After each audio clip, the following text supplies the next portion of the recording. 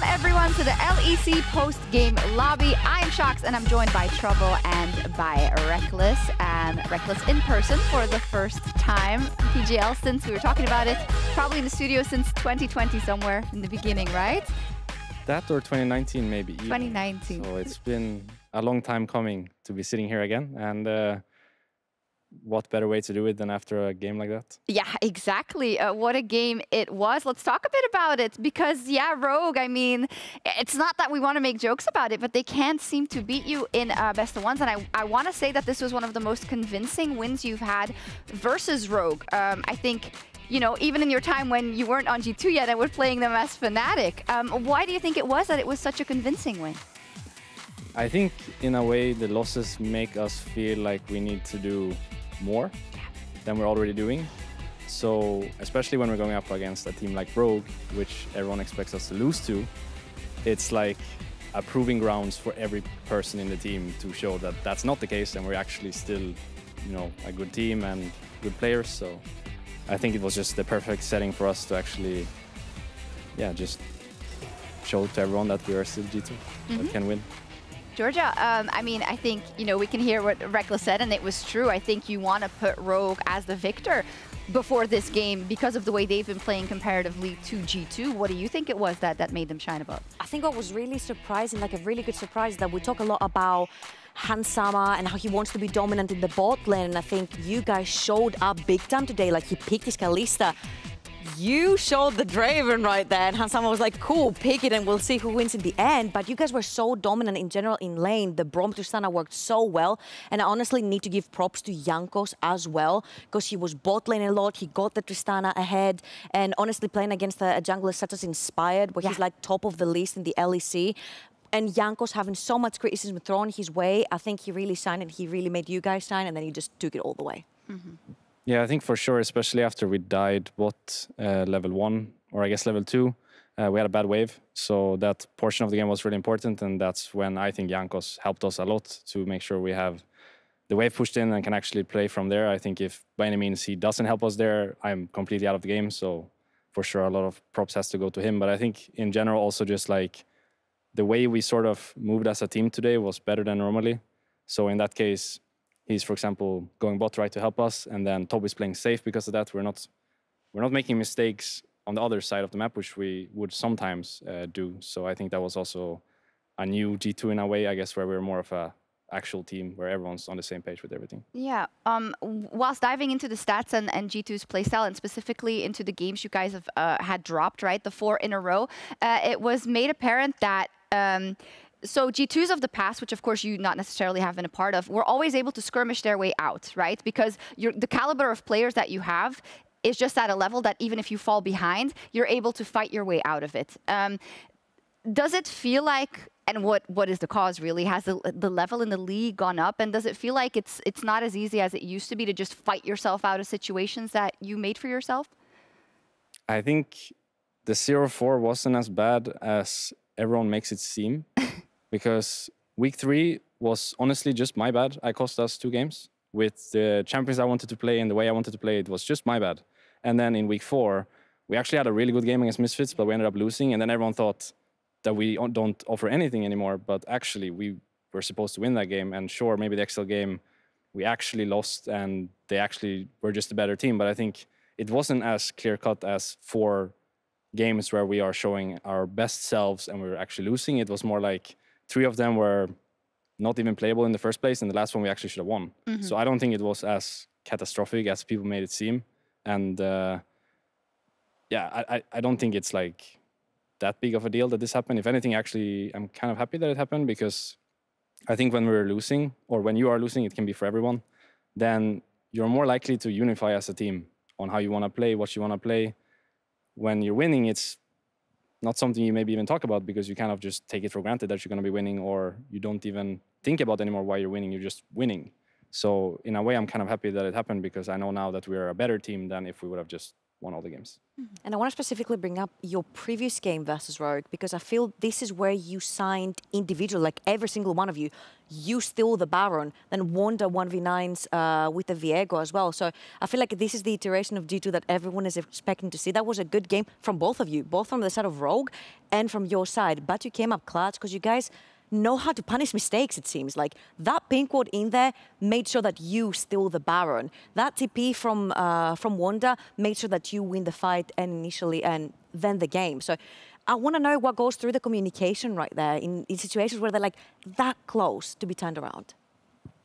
I honestly think those very small detail situations are usually not communicated. It's just in like the muscle memory of the players, sort of. And I think that's where having this star-studded roster comes into play, sort of, because we've all been here forever and seen all the situations and been through basically everything you can be through. So I think in those small detail situations, that's when we can shine the most, because we just have so much experience in the team. But in the grand scheme of things, it can still be that we are a worse team, for example, than our opponents. But I think if we can keep the game even and get into those situations, we're always going to come out ahead, or almost always going to come out ahead. So it's just about getting there. And I think, for example, in the last 2 weeks when we did lose so many games, we didn't even get to a point where we could show that. And then for sure, people are going to say we are not good anymore. But you also have to keep in mind, like, we're not playing against people that don't know what they're doing. We're playing against professional players that actually do this every single day. So they already have an idea of what they want to do. And we just have to make sure we get to a point where we can actually contest them. And I think in many of the games we just lost, we didn't get to that point. I don't think I got to show anything. I don't think many of my teammates got to show anything either. So we just need to come to a point where we are a team that can push the game into a direction where it's decided by these small details. And then I think we can do wonders, actually. Well, you know, it's only natural, I guess.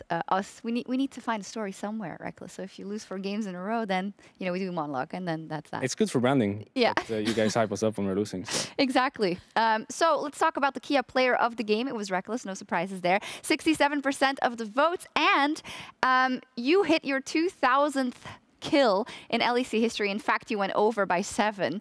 There is no current LEC player that even comes close to that. I know, you know, little things like that don't necessarily make a career, but it did make me realize for a second, you've been here for so long and you are still, you know, performing at such a high level that now in a game versus the first place team, you can pop off so much. That's got to feel good. Yeah, I think I still got it after all these years. And I don't see a reason why I'll be slowing down anytime soon. I know a lot of people want to see me fail, but I also think that's like kind of good for me. Sort of what I mentioned earlier as well. Like, it's kind of good that you guys are hyping us up when we're losing, just as how it's kind of good that people want to see me fail, because that's just like, that wants me, like, that makes me want to destroy everything. So I guess just keep it coming and I'll be here for the next couple of years.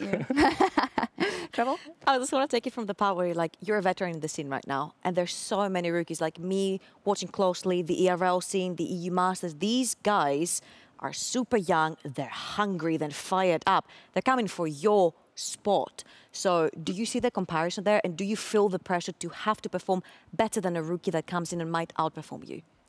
For sure. I was even telling, I'm not sure if I should say this. I will just say it anyways. I was telling Grabs when we were losing a lot of games that if by any means he would think that we'd be better off without me, sure thing. I did the same thing in Fnatic before, where if by any means the team would be better off without me, I think they should go for that, because I've been in their shoes. The players that come in, they have this extreme hunger that perhaps I don't have anymore. I might just work smarter, maybe not harder, so to speak. But in the end, it's all about winning. So for sure, I respect the people that could be coming up, but if by any means they could increase our chance of winning, I wouldn't mind taking a step aside. Just as how I think if I would increase our chances of winning, we should keep me in the team. It's just about getting as many wins on the board as possible, as many titles as possible, because when you're finished with your career, I'm sure you're going to regret it if you didn't win that one split or that one Worlds, hopefully at some point. Yeah, I just want to get in for a second. And would the Rekkles of 3 years ago have said that as easily?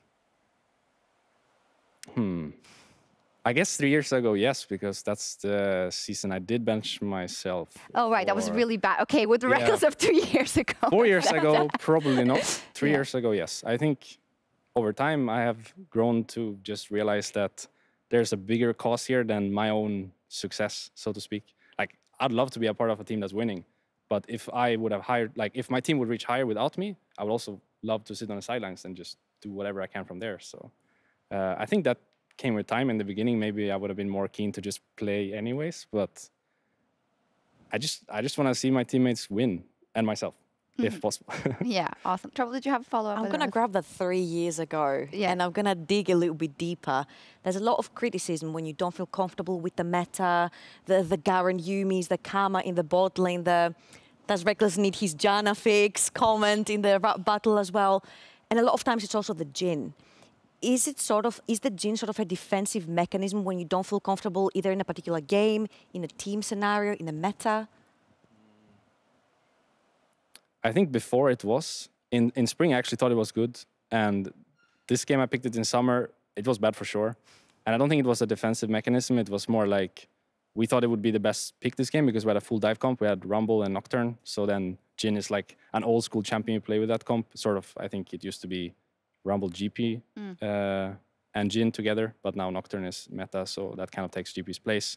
So I don't think it was necessarily like something I wanted to play because I didn't know what else to play. But for sure in the past I had champions which I would just default to. I guess I still kind of do have that now, but not as much anymore.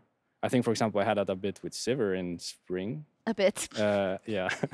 And in previous years I had that with Jhin for sure. And I completely agree with all the criticism that comes my way in terms of actually having certain champion pool issues. But I also think sometimes it's like really too much. I don't know this English word, but over-exaggerated, I think. Exaggerated, yeah. I think sometimes it's this word where people just think I can't play a single champion in the game anymore, when in reality it's like I'm pretty good at like almost everything, and I've played almost everything throughout my career, so sometimes people... Yeah, turn around and say, I brought the Garen Yumi meta as well. So like, you know... But again, it's going back to what I said earlier. Like, as soon as people say this, I'm just like, okay, fine. I'll play Tristana on stage and I'll show you. Yeah, I looked it up specifically because I remember when we had the online PGL, you were saying, yeah, I know, I just played Tristana again. And then you played Tristana. And then I went to look it up because you play like Varus, Trist, Jhin, Jinx, even, I believe, Kai'Sa. Yeah. Like, you play different champions all the time. But, you know, if you play the Sivir, it's going to be you only play Sivir. Yeah. Rekkles. I know that you used to, like, on social media, you would, like, unfollow everyone and try not to look at it. Do you look at it more now? Because in G2, they kind of have this whole persona where it's built on a lot of the memes that are online. So I don't look at it unless I have to. Okay. But I have to do that more now in G2, which I think is anyways a good thing, because a big portion of doing this thing is, how do you say, social media and branding and streaming and all those things. So I think it's good that I'm learning this slowly and getting better at it, because it's maybe something I will have to do after my career, or maybe something that's even good to do right now. So I think the way G2 does things in that regard is like really good and something I should learn from for sure. But it's a bit uncomfortable because I'm not a big fan of just like taking everyone's opinions in. I think it's better sometimes to just listen to your close ones or your inner circle. No, absolutely. I want to say the phrase about opinions, that everyone has them, but I won't say it because it's a little bit inappropriate. Okay. Where it's like, opinions are like, everyone has one, you know? Yes, okay, let's move on. But yeah, I think we all feel that. But, you know, we like seeing Rekkles on social media as well, so give or take. So let's take a look at the standings then, because G2 have now gone 2-0. The stories of their demise were greatly overblown as they set aside XL and Rogue this week. So Fnatic, they have only lost 1 out of their last 9 games and are now tied with Rogue in first. We had a big discussion about the standings and who out of the teams that are under the top 5 would make their run into the playoffs if it was tomorrow, Rekkles. Who do you think out of Astralis, Vitality, XL, Schalke, and SK? I feel like Vitality should be the team. Yeah, that's what should be. Says. But are they though? I think that's a great summary of their performance. But they should be. But it might not be Vitality. Yeah. Okay, who's your second favorite? Astralis, I think. What happened? Ooh. XL people, the hype train, come on. Yeah, I mean, they have to win. They went 0-2 I mean, they're this week. good, but when when I see Astralis play already in spring, I think towards the end they were pretty good. I quite liked what they were doing. So. Ooh. Nobody's like also talking about. Keep in mind there's 3 Swedes on this team, so I'm like really biased. He's really biased. Okay. Did you see the back door? I did, yeah. Matty Faker. That was very impressive. My Swedish brother. That's what he's doing. There we go. All right, let's take a look at the Kia player of the game leaderboard. Humanoid is in first, Selfmade and Niski are following him. So as you guys know, ties are broken by percentage of votes, and Rekkles has snuck his way in there with 3 wins. 1 apart only from the rest. Niski has been, I think, getting a lot of praise as well. I think he's someone that often gets overlooked, especially last year in this team, Rekkles. But, you know, what have you found of him and Fnatic's performance so far? I think Niski is great. I am so happy that he's doing well. Especially after, I don't know if you guys followed this when I made the move to G2, and then at the same time there were rumors about Niski going into the team and me making that call. I'm so happy that he's proving himself. So was it rumors or was it? I mean, I vouch for him. Okay. I think Niski is great. I really wanted to play with him. I think he's such a fantastic person as well. Like, obviously, he's a good player. Everyone He's can see Belgian, that, so that's yeah, that is. But actually, as a person, whoever has met him probably knows that he's like super nice. So yeah, can absolutely vouch. Great addition to the team, and seems to be doing really well now, especially in summer with Bwipo in the jungle. I don't know if that's what's making the difference or not, but it just seems like they are such a team now. They kind of just never make like individual mistakes outside of the team plan, if that makes sense. They make a lot of individual mistakes while they're fighting together, but they never have someone doing something top while they're fighting bot at the same time. It's always together. And Yeah, they're like a death ball, kind of. Yeah. Let's check out the schedule for next Friday. And the reason I brought Niski up is because the match of the week, which I don't think is on day 1. No, it's on day 2. But the match of the week is G2 versus Fnatic that week. And then you play Vitality on day 1. Georgia, what do you think is going to happen in G2 versus Fnatic? I have Rekkles next to me. I don't know how much I'm about. This is your first brew test. Say. You have to be completely Better unbiased. to say that they're going to win, because then I'll be more hyped. See, I'm not the one jinxing, actually. Oh, wait, I did a Markun segment and they lost, no? Yes. Okay, maybe I'm jinxing. I just really like the way that Fnatic is playing recently. It feels like what Rekkles said, they just seem to be a team. They play all together. Whatever Bwipo chooses to do, whenever he pushes the red button, the whole of Fnatic will pile up and go with the same call without hesitation, and that's so important. I think this is what makes a team. The fact that when your shot caller says, we go, Fnatic goes. And I think this is huge, and that's probably what G2 is going to have to work around, because Bwipo is also very aggressive, and that can be heavily punished by caliber of players in G2 that are so quick to punish mistakes. They also have the best bot lane in the league, I think. So that's going to be tough as well. Is it weird to see Upset in that jersey at all? Not anymore. In the beginning it was, but not anymore. I think he fits well there, and it seems like him and Hilly are doing really well together. So I'm really happy for Hilly. I don't know Upset that well, but I'm really happy for Hilly that he has someone that he likes playing with.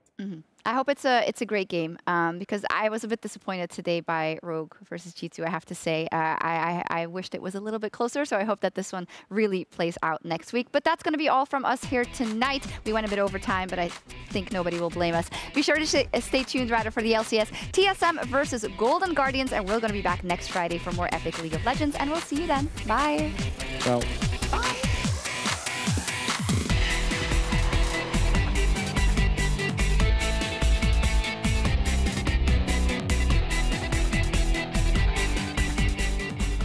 Welcome back to Berlin, Germany, home of the LEC. We'll see how the race for playoffs develops today as SK and Vitality look for a monumental win in our opening game. This is easy. Oh, he's going to have some support here. Jezu just going to get absolutely popped here. Immediately they go in. That's the follow-up. Treats has got the miss for himself, but that's just about it. And even that's not going to be enough. It's a bounce house for Crown Shop. Ooh. Huh? Well, we saw it. It was it's going anyway. He's going anyway. Trying to find redemption. Oh, no, Kaiser.